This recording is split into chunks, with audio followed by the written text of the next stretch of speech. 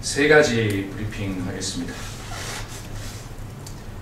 오늘 기초연금 논의를 위한 국회 보건복지위원회가 열립니다.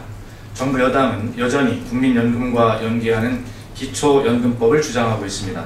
그러나 정부 여당의 기초연금법은 국민연금을 흔들고 미래 세대의 부담을 전가시키고 수급 대상자까지 차별하는 악법입니다. 대선 때 65세 이상 어르신에게 월 20만원씩 지급하겠다는 공약을 내걸어 표를 구걸하더니 이제 와서 딴소리 하는 것입니다. 공약하기에 대한 한마디 사과도 없이 민주당 때문에 연금 지급을 못하기로 했다고 국민들을 기망하고 있습니다. 너무도 어이가 없습니다.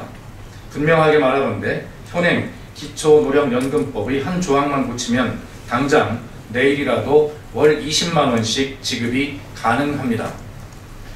정부 여당이 야당 탓을 하는 것은 월 20만원의 연금 지급을 안 하려고 술수를 부리고 있는 것입니다. 이는 어르신들에 대한 우롱입니다. 박근혜 정부 출범 이후 약속을 지키는 것을 거의 본 적이 없습니다. 약속 불이행에 대한 사과도 들어본 적이 없습니다. 갈수록 거짓말만 늘고 있습니다. 우리 민주당은 노인 빈곤 문제를 해결하고 국민들의 노후 복지를 위한 기초연금제도 도입에 최선의 노력을 다할 것을 다시 한번 약속드립니다. 박근혜 정부가 경제혁신 3개년 계획의 후속 조치로 제일 먼저 호기롭게 내놓았던 전월세 대책이 불과 일주일 만에 번복되었습니다.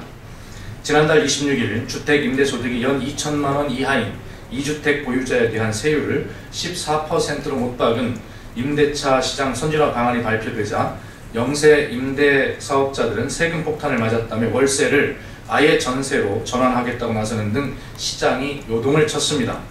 그러자 향후 2년간 유예하고 공제 혜택을 확대하겠다는 땜질용 대책을 서둘러 내놓은 것에 불과합니다.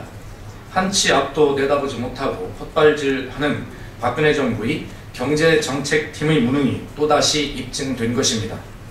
2013년 8월에도 소득세 부담이 높아지는 기준선을 연 3,450만원으로 하는 정부 세제 개편안을 내놓았다가 여론의 문매를 맞고 5,500만원으로 상향하는 수정안을 일주일 만에 다시 발표하는 한바탕 소동을 겪은 적이 있지 않습니까? 국민 생활과 직결된 조세 정책을 철저한 준비와 검증 없이 허술하게 빈번히 내놓고 국민 혼란만 유발하는 경제정책팀, 이대로는 안 됩니다. 정부의 경제정책 효과는 국민의 신뢰에 달려 있습니다. 국민 불신만 키우고 있는 경제정책팀의 교체를 다시 한번 촉구합니다. 이성한 경찰청장이 국회의원도 불법 집회에 참가하면 바로 연행하는 방안을 검토하겠다고 밝혔습니다. 국회의원은 집회 시위 현장에서 국민의 소리를 듣고 정부에 권고하고 입법에도 반영해야 하는 국민의 대표자입니다.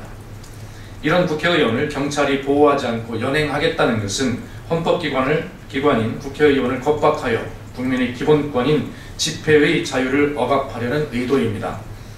미신고 집회라도 공공질서에 명백한 위협을 초래하지 않는 한 해산을 명할 수 없다는 대법원 판례도 있듯이 불법 집회라도 평화적으로 진행이 된다면 집회의 자유라는 국민의 기본권은 보장받아야 마땅한 것입니다. 이성한 경찰청장은 반헌법적, 반민주적 발언에 대해 석고 대죄하고 사퇴해야 합니다. 이성한 경찰청장은 국정원 등 국가기관이 불법 대선 개입 사건의 경찰이 허위 수사 결과 발표에 대해 국민에게 사과 한마디 없는 철면피한 경찰 수장임을 국민들이 기억하고 있다는 것을 명심하기 바랍니다. 이상입니다.